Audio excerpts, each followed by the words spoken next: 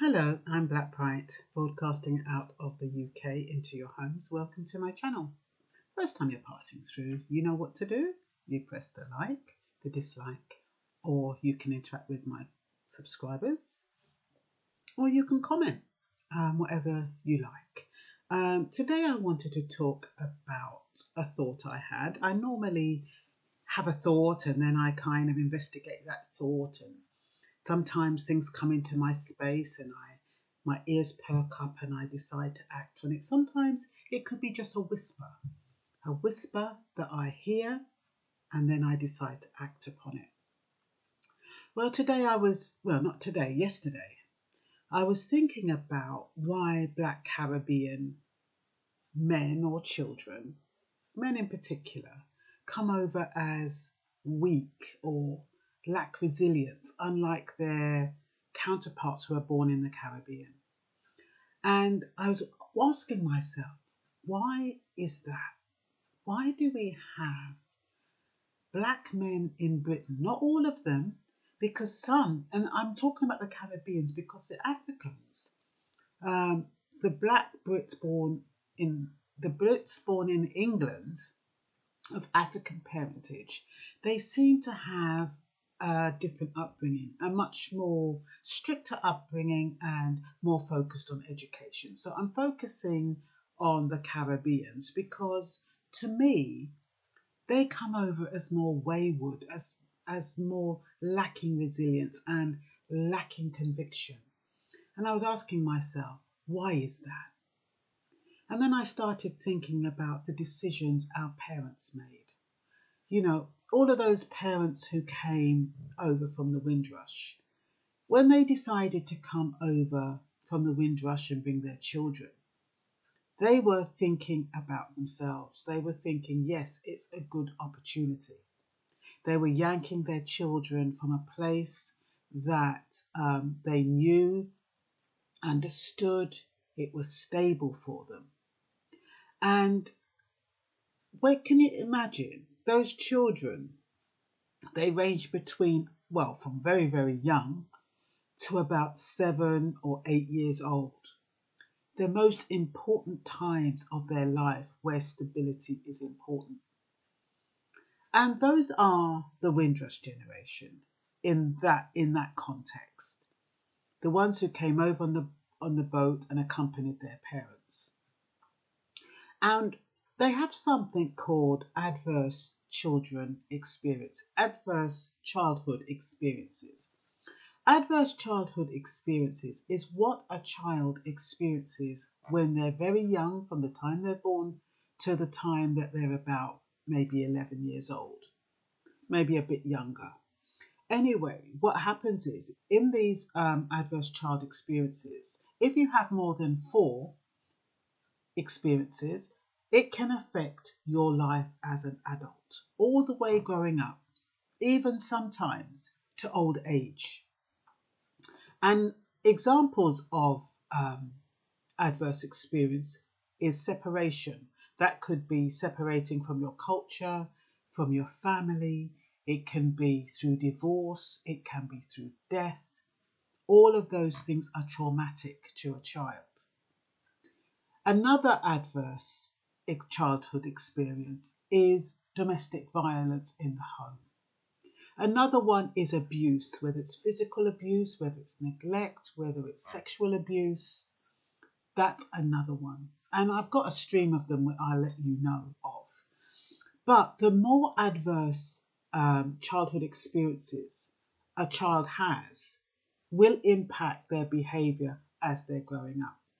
So imagine now you're taking a child from the Caribbean and you're bringing him over to England, to a place where they do not know anyone.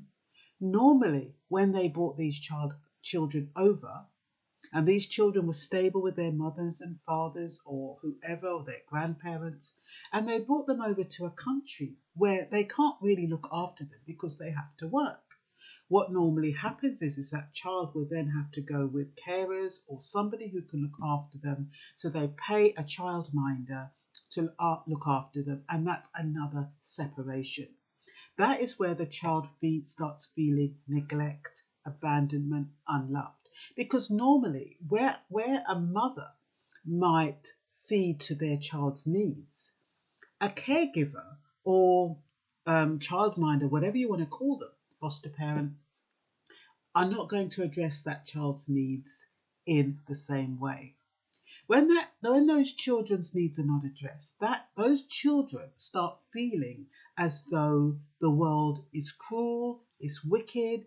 If they ask for help, they're not going to get it.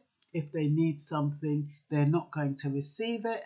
And so they grow up with this negative mindset, and they grow up with a victim mindset. So put the slavery aside for 1 minute, because that's just compounding the situation of children, young people who are already vulnerable and who've already experienced 2 or 3 adverse childhood experiences within the first few years of their lives. Then the parents, they've come over here, they are not sure, they didn't really envisage, I don't think they thought about it at all. I think that they were optimists. A lot of Caribbeans come over on faith. They probably thought, oh yes, we're going to work it out. And in that point, they're thinking about themselves. Their inept decisions are impacting the children, but they're not thinking that. They're thinking, oh look, I've come here. Okay, it's not what I thought. I've got to make it work. Meanwhile, the children of those parents are suffering and are actually destroyed from that moment. From the time you take a child out of a stable environment and put him or her into an unstable one, and where that child is neglected or abandoned or whichever way they feel, whether it's actual or implicit or whether it's something they imagine. If you call your mum and you shout out mum and she doesn't come, as far as you're concerned, she's abandoned you. She's neglected you. And you realise as you're growing up, there's no point asking for help. There's no point relying on anyone. And so we've got young people who have grown up in that era, me included, but we've grown up in that era. And with those adverse childhood experiences, and I would imagine that all of the children of the Windrush had the same adverse childhood experiences. Now, can you imagine children with adverse experiences raising children? By this time, those children with adverse experiences, which have been emotionally and psychologically damaged, are raising children. And by virtue of their situation, their children will grow up experiencing the same adverse situations. Only now it's compounded by awareness, it's compounded by discrimination, it's compounded by bias. And you might ask yourself, okay, what is the difference if a white child grows up with, say, 3 or 4 adverse child experiences, and this as opposed to a black child growing up in the UK, both neutral, growing up in the UK with adverse childhood experiences? Why does the black child seem to fare less well? So you could argue, like I said, it could be compounded by the fact that they're treated different. If they go to school, especially some of the African children who had names that were unusual, they would take the mick out of them, or they'd say, "Oh, how come you're brown? How come you're a different colour?" Those kind of things. Where do you come from? So already, the children, like say in my era, would be going to a school where we already felt different. And and then you kind of, the young people today get so beaten up. The youth of today are trashed constantly about why can't they do this? Why are they criminals? Why? I'm not justifying um, I'm not justifying their behaviour, but we have to look at the culminating circumstances. And we have to look at the roles our parents played in our development or lack of development. So if you've got young people who are raised in an unstable environment and parents who are trying to succeed and they're making their sacrifices, well, the children are the sacrifices that they make in order to succeed. And those parents, as far as they're concerned, in their head, I'm going to succeed and then I'm going to look after my children. And then I'm going to provide for my children. And then I'm going to do everything I can for my children. But those foundation years have been destroyed. And it's too late, usually. It's too late. You do have parents who struggled with their children regardless, and you have different kinds of parents who raise children to become models of society. But I'm talking about the ones where the children were unable to build resilience, and there was no supportive mechanism to help build that resilience in the child. There was no stabilizing factor. There was no affection. There was no support. There was no help with the schoolwork. There was none of that. So those children grew up not quite understanding why they felt so vulnerable, why the world felt such like an evil place. And then these same children grow up to be teenagers. They're already thinking their negative thoughts. Life has already struck them a raw deal. And then on top of that, they're hearing, oh, their ancestors were slaves. They're more likely to end up in the criminal, in incarcerated or in gangs or on drugs. What does that do to young people who have been brought over here, sometimes against their will? A lot of them wanted to go back to the Caribbean, and then they're fighting for survival. And on top of that, especially boys, with women or girls, they're more emotionally resilient. With men, the only way they know to act out their frustrations and, to hide their emotions through anger and frustration and fighting. And that is kind of a vicious circle. So I was trying to understand why the Black Caribbean men were so, they come over as weak in a way when you compare them to men born in the Caribbean. Men born in the Caribbean are so self-assured. And I think that's probably why some of the certain people don't like them, because they don't have that deference. Black Caribbeans have that deference that British elite like, or certain Brits like. But Black Caribbeans don't have that. They don't have that deference. They don't behave as though the world owes them a favour. But when you think about young people from the Caribbean who have been brought over here, and then they're told constantly, you have to, you more or less do owe the white person a favour. They allowed us to be here. They've allowed us into their country. They've allowed us to buy a home. Everything that they were given was seen as a privilege. A lot of our parents didn't realise that they'd earned what they received.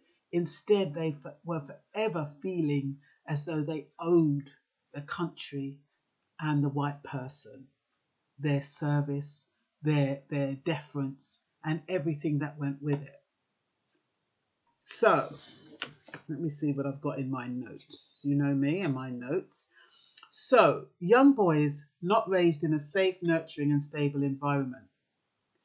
Could be because their parents handed them to carers, different partners and step parents. And sometimes you've got parents who were so desperate to have a father figure, so desperate to have help, for their children, raising their children, that they made poor choices. And that's another thing that kind of destabilizes young children when you have different partners coming through the house. And the mother is not thinking. She's not thinking, oh, my child is seeing different people. I was watching Judge Judy the other day, and this woman said she's got 5 children and she's providing them with a stable upbringing. And Judge Judy said, but the 5 children, do they see their father? Is it one father? And she said, no. Do they see their father? No. And then she was talking about, but this is their new father. And there was a man on the dock, supporting her, whatever. But what I'm saying is that the parents or the mothers seem to think in their head, oh, I'm going to have this relationship because it's going to make me stable. And if it's going to make me stable, it's going to make the children stable. Parents, young parents, my age group and those after me, we were never told about the impact of adverse childhood experiences. We did our thing and we never ever knew the impact it would have on children. It's only when we have a generation that's all screwed up that you start educating yourself and you start learning that how our parents and how we are as parents impact our children and how our decisions impact our children. There's something to be said about the old adage when they were used to say a lot of white families, they stayed together and they always used to say, we're staying together for the children. And they would wait until the children grew up and then they would separate or do whatever they did. But they would not, I'm not talking about this new flippant generation now, but back in the day, they would stay together because of the children. Because Black people had a different experience. And from childhood, they say, the community is a village and the village is your family or something like that. You always had different people helping you out with the children while you went to work. It was natural. It was normal. The only thing is that in the Caribbean, everyone is Black. Everyone is I won't say everyone is nurtured because you had some really strict and wicked carers. But there was a sense of stability. You knew where you were. You knew how to behave. You knew what to expect. There was boundaries and you could kind of, even if it was bad and painful, you knew where you stood. There was an element of stability. But taking somebody out of that environment and bringing them to the UK where it's totally different, even worse since they've abolished discipline in this country. The kids are all over the place. They don't know where they're coming or going. There's no boundaries. The parents can't talk to the child. They have to learn a way to talk to the child. They have to actually reason with the child and negotiate with the child and come to some agreement with the child. That wasn't the way back in the day. So you've got all of this on top of racial profiling especially for young black men, and especially those from the Caribbean. You've got the racial profiling, and the thing is, the system knows what to do. The system is quite clued up in what creates stability and what doesn't. They know that broken homes create instability. They know that taking away your jobs takes away stability. They know putting people in a financial bind creates instability. They know that through instability, you have chaos. They know this. So I'm not saying that it was premeditated when they asked the Caribbean people to come over, but they probably knew the Caribbean culture to know that Caribbeans will work themselves to the bone and make sacrifices to do what they've got to do. And it's the children who suffer. the young boys in prison, or the young boys in gangs, or the young boys on the street, and the young boys who have children all over the place. What are they doing? They're seeking stability. They're seeking love. They're seeking affection. All of those things that they were deprived of when they were growing up, they seek that through a woman, or they seek that through companionship and peers. It's only that normally the partners and the peers are damaged as well. So it's a downhill spiral. You're fortunate if you meet somebody who is whole and who is strong enough to support you and bring you up. And there are those that exist. They do exist. So I'm not talking about everyone. There are some people who grew up for whatever reason with resilience. They were able to beat the odds. But the majority didn't have that. And they were left to their own devices. And they were expected to. They were expected to look after the house and look after the kids while their parents went to work. It was almost like that was their payment. You know, we have to work, we have to pay the bills, you stay here, and when I come back, make sure the house is clean, make sure, what's her name, has had her bath, make sure that one has done this, make sure that one has done that. And so you've got young children who are becoming carers and assuming all these responsibilities. No reward, no recognition, no appreciation. And if they don't do something right, they put all good forget licks when they get in, when the parents get home. Or if, God forbid, they've tidied up the place and then one of the saucy little children have messed it all up before the parents come in, and they don't know that the child has tried to clean up the place and done, and then get licks for that, or she get licks for that. And that is what young black children in particular have gone through. Double punishment. Why? Because of their parents' decisions. Because their parents want a good life, an opportunity. And you come to the country, is it an opportunity for so many of our parents? They realise that it's not an opportunity, but we're stuck with it. Many of us are born here. We can't get away from it. We've got nowhere to go. We're stuck. Parents didn't think about that. Our parents didn't think that they were taking away our birthright, which is what they've done. They've actually taken away our birthright, where we were born, where we should have been born, where we should live amongst our people, amongst our culture. They've brought us into an alien culture who, for the most part, don't want us here. And it's not a nice realization to come to. And what can you do about it? You hear rumours about, oh, there's too many blacks in the country, there's too many Asians, and you hear about, oh, you know, they're planning to depopulate, they're planning to vaccinate all the blacks first because they're the ones most prone to the coronavirus. And you start thinking to yourself, oh my God, you know, they don't want us here. And yet there's nowhere for us to go. And then you start thinking, you know, you can't even get out. The system is set. It's just, you know, I just think it's just so remarkable how the system is set.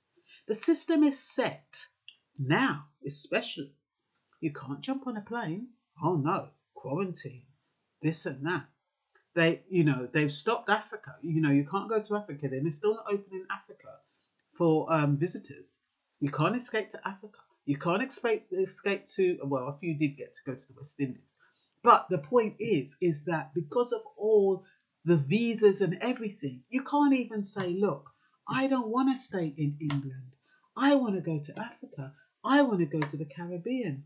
I want to go to wherever you want to go. You can't do that because of the legislations, because of the restrictions. If you go somewhere, you can only go for like 6 months maximum.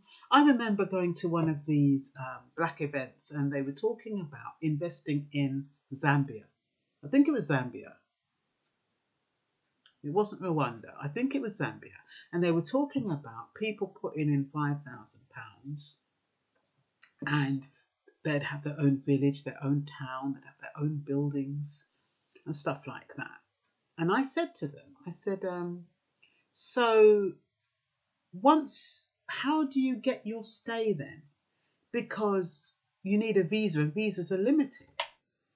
And, one of them was quite, not, I won't say rude, but was quite short with me. And they said, you can't be thinking about staying at this point. You have to be thinking about your children. And this project is for your children. And I'm thinking, it's fine for people who don't know about visa limitations.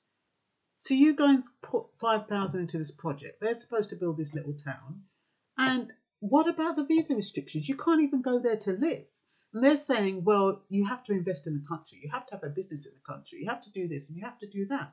But my point is that you just can't get up and go. You need to have some kind of affiliation or some kind of link or something. And for those people who managed, like Blacksit, who've managed to go to Gambia, and all those people who managed to live in Africa and escape from the UK, they made some wise decisions because everything was in place. And it was at a time where all of those countries were welcoming, and they're still welcoming, but there are restrictions. So you can't just get up and say, oh, I've had enough here. I want to go somewhere else, go to Africa and have a new start. Unless you've got a lot of money to invest and you're seen as an asset. You can go there, but you'd have to have a lot of money and you'd have to keep renewing your visa and all that kind of stuff. But it's not like you can say, okay, I'm fed up of living here. They don't want me here. I'm going to go and live in Africa. I'm going to go and live in Jamaica. You can't just do that. And I've told you my experience about trying to get a Jamaican passport. I couldn't even get that.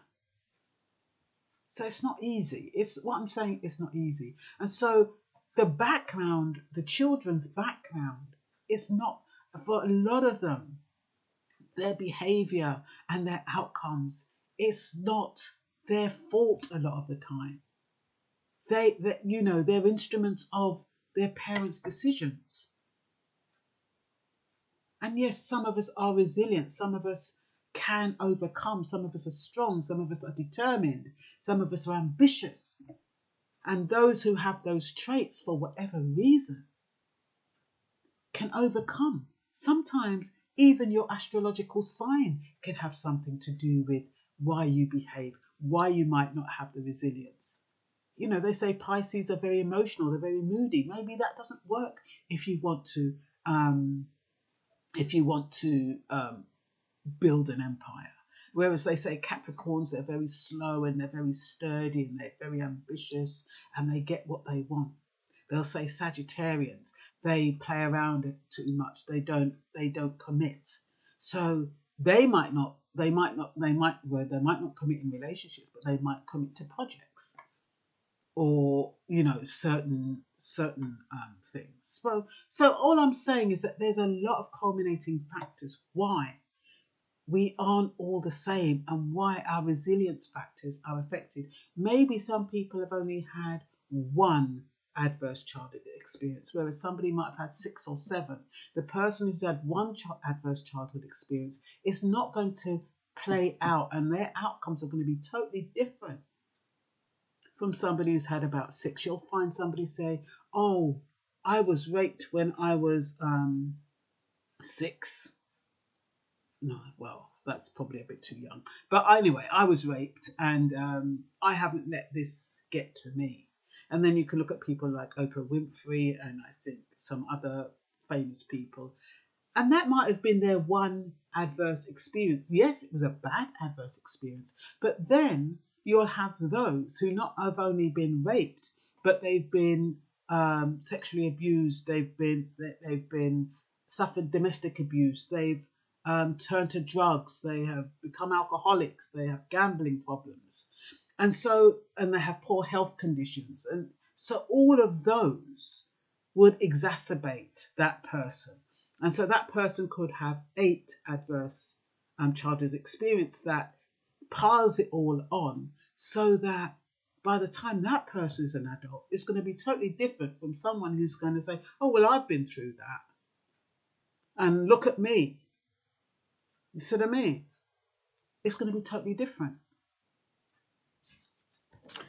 So, the young boys who are not raised in a safe, nurturing and stable environment because their parents handed them to carers, different partners, step parents, moving homes, moving schools, frustration at home, parents with health issues, no help with schoolwork.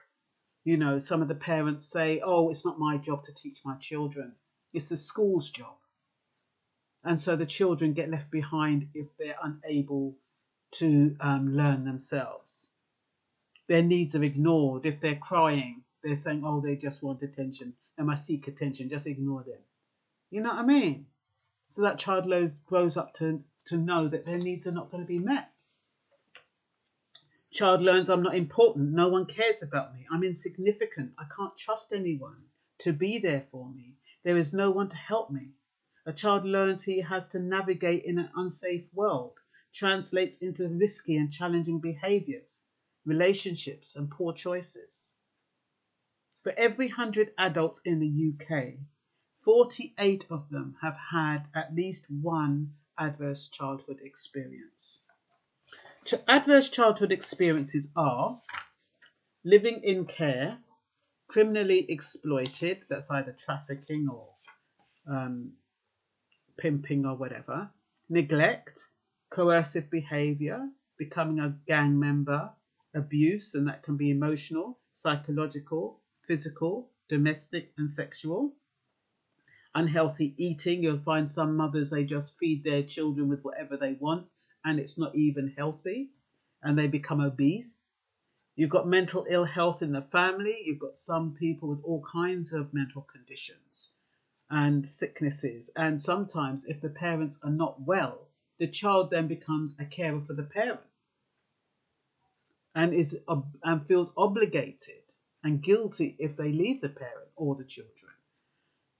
Then you have separation. That's another adverse childhood experience, whether it's through bereavement, divorce, rejection, or abandonment.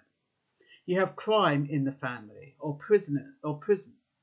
You have addictions and substance abuse, critical illness, young carers, victims of prejudice, and migration. That's what I'm saying when I was telling you about them coming away. All of those are adverse childhood experiences which causes trauma to the child growing up, especially when it happens between the ages of 4 to 11. So what happens when they repeatedly exposed to all or any of the above? It inhibits healthy brain functioning. Who helps them when things are not going well? A lot of times, especially with young boys, there's nobody there to offer them support. They're expected to have this veneer of, I can manage, I can handle it, I'm all right. A strong, safe, nurturing and supportive upbringing will bring forth a compassionate adult who is relaxed, relationship-oriented, thinks things through and will adapt to living peacefully in good times. Conversely, a child who has been neglected and ignored will be wired for survival. He will be prepared for a tough life in an evil world. He would expect bad outcomes. He will be victim-oriented, edgy, hot-tempered, impulsive, hypervigilant and an academic failure. He'll have low self-esteem, find communication difficult, and will adapt to survival in the worst situations or conditions. And that is those children, not when they've just had 1 or 2 adverse experiences, but maybe when they've had 4, 5 or 6.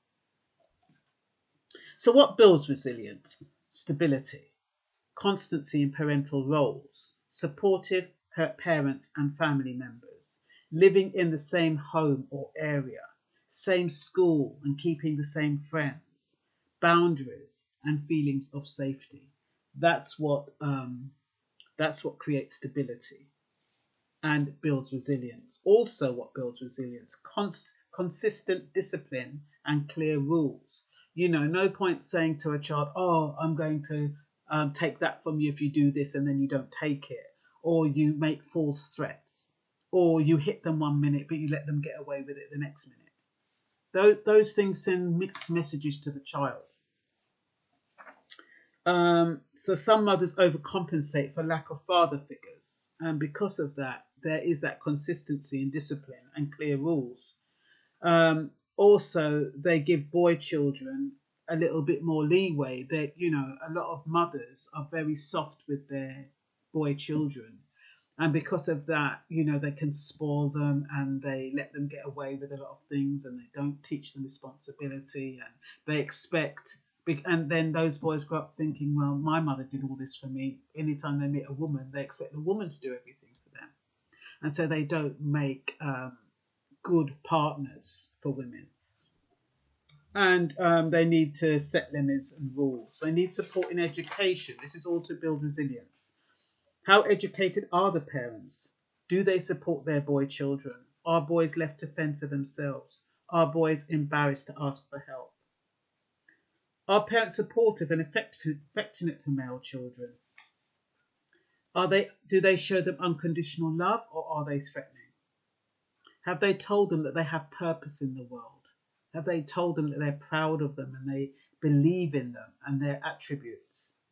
Do they help them find what talent they have, what they're good at, and help them to nurture that? Those are the children. When you see some of these kids on talent shows and you hear their parents say, you hear them talk about their parents, and they'll always say, oh, my parents always encouraged me. My parents always supported me. That's what it is. Parents are selfish. A lot of parents are selfish. They think about themselves. And they think they can put their children on layaway or on standby while they're getting their life in order, and the children are suffering. And so we've got a lot of young boys out there to whom this applies. So in order to build resilience, you need to encourage your children. You need to look at them, study them. What are they good at? Sometimes they don't know, and you can bring it out in them. Encourage good communications and social skills. Teach compassion and empathy. Shield them from toxic situations. Teach boys how to deal with aggressive situations and bullying. Validate children's emotions. Don't tell them, don't cry, don't skin up your face. We are bad for. Don't do that. Validate them. I understand you're feeling unhappy. I understand you feel angry. I understand how you must feel frustrated about this. Validate their emotions. Don't tell them that their emotions don't matter. Teach by example. Show your child that you're not afraid to ask for help, that you're not afraid to rely on someone. What do boys who have experienced weak bonds with parents or caregivers grow up like when they become men? Well, a man who has not had a nurturing upbringing can be possessive and jealous. They can be preoccupied with you and controlling. They can be needy and desperate. They can be constantly seeking validation. They can be emotionally distant. Emotionally distant because they're afraid that if they show emotion or get close to you, you're going to push them away or you're going to reject them, because that is how they grew up, where their emotions weren't acknowledged. They can be non-committal because they're afraid to commit, because they're afraid that that person is going to betray them or leave them or abandon them, because that is their childhood experience. They can be polyamorous, have a whole heap of women, play games, and they can be ghosting. One minute they're talking to you, the next minute they don't feel like talking to you. They're wary of intimacy. They have unhealthy sexual habits. They tend not to have any interests. A lot of times you find some men, they'll be in the house, they don't have no interests, no hobbies. They just either want to watch the television or watch you. You know what I mean? They don't have nothing that they've actually grown to love. They overcompensate. They can be demanding. They can be hesitant to explore the outside world. They have no trust in the community or anyone else. They're very skeptical. They believe the world is dangerous, so they have negative thoughts. They feel as though they can't rely on anyone, so they refuse to ask for help even when they're desperate. They won't confide in a partner. They pull away when things go wrong. They love boundaries because boundaries can keep people at a distance. They suppress outward displays of emotion. They show mixed signals, unsure about how they feel about you. They're unclear about what they want in a relationship. They have difficulty talking about emotions. There's quite a lot that play out, and this is all because of adverse childhood experiences where children have been raised in an unstable environment that's toxic. They don't want to deal with intimacy that comes with expressing feelings. They'll stonewall you when you want to discuss something serious about the relationship. They'll make you feel as though you're needy. They'll talk about their ex a lot, how wonderful their ex was. They avoid talking about the future. They want to keep things casual, and they won't want you to meet friends and family members. We all have some of these traits. We need to address them and confront our past. So all I'm saying is that I don't even know what the answer is. I think the answer is for the new generation, or if you have young children, just be very, very conscious about how your behavior and how your decisions will impact them in later life. And hopefully it's not too late to rescue a generation of young people growing up so that they can grow up resilient, resourceful and strong. And that's all for now. Sorry to go on for so long. Bye-bye.